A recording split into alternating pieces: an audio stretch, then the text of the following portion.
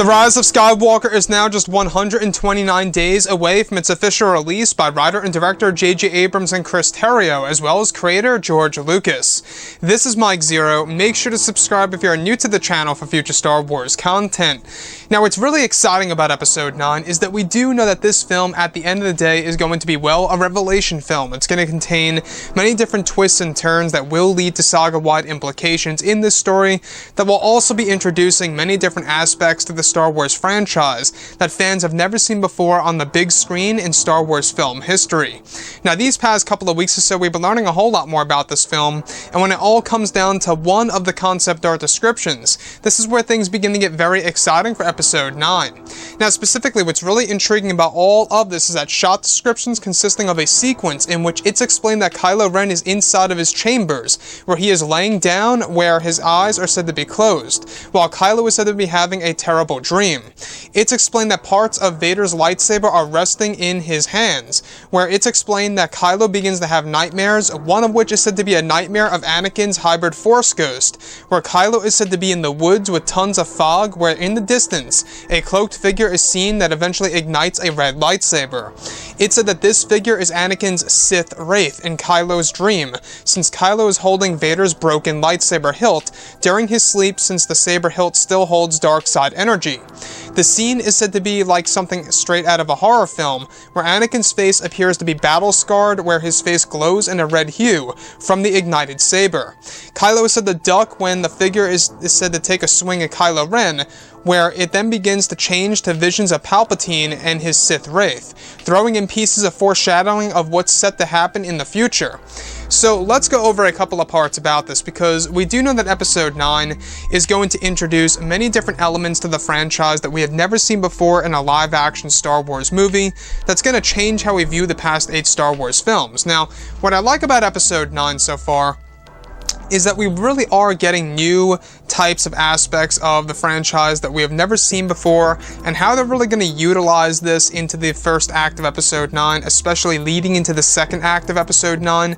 You can really only imagine what they're really trying to do to evolve the character of Kylo Ren. Now, this is all said to take place within Kylo Ren's chambers. In case you guys have no idea what his chambers really are, it's said to actually be a place full of relics and artifacts that Kylo Ren owns, not just of his grandfather Darth Vader, but of course of other ancient Sith Lords and other dark side users. So on top of all of this, Kylo Ren is said to be having a terrible dream. It's said to be a parallel, if you will, of what Anakin went through in the prequel trilogy era, of how he was having dreams of Padme Amidala, whereas in this scenario, Kylo Ren is having nightmares because of him holding the broken pieces of Darth Vader's lightsaber in his hands during his sleep. He's actually seeing visions within his nightmares and or dreams of the Sith Wraith of Darth Vader / Anakin Skywalker. Now, the exact imagery of all of this is said to have Kylo Ren in the woods with a lot of fog, where he sees a figure in the distance igniting a red lightsaber. Now, this is said to be Anakin / Vader's Sith Wraith that is said to appear before Kylo Ren in this nightmare.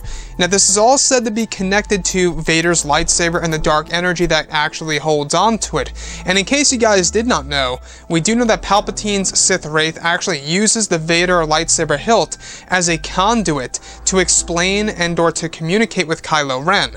Now, that to me sounds like it's really going to be something straight out of a horror film, because what they're trying to do with Episode 9 now is that they really are trying to make this movie very much dark in comparison to Revenge of the Sith. They're trying to make actually parts of it darker than that of Star Wars Episode 3, which, like I've always said before in the past, I'm not quite sure if you can really top, the darkness that Episode 3 really had. If you look at that film, you had the youngling situation, you had Anakin Skywalker burning and being recreated as Darth Vader, Padme's death, all those different things. Very, very dark, and it's going to take a lot for J.J. Abrams and George to really make this movie darker than that of Revenge of the Sith, in my point of view at least.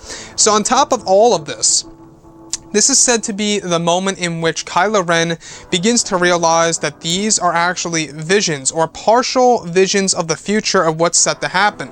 Now, all of this is said to eventually transition to Palpatine's Sith Wraith appearing before Kylo Ren's very own eyes within the vision itself while he's in this nightmare in his sleep while holding on to Darth Vader's lightsaber hilt that's in pieces. Now, this most definitely does connect to the reason as to why there is dark side energy that surrounds the Vader lightsaber hilt, and how Palpatine is able to use that as a conduit to communicate with Kylo Ren in order to speak to him and to indirectly train him to become a more powerful dark side user. Now, that doesn't necessarily mean that Kylo Ren will become a Sith, but we do know that Palpatine has an interest in Kylo Ren's body as a host, if you will, to take over at the end of the third act of Episode 9. Anyways, guys, drop a comment below. Let me know what you think about all of this in the comments. And if you guys did enjoy the content for today, do make sure to drop a thumbs up on this video to support the channel. I thank you all so very much for the kind support, and I'll catch you guys next time.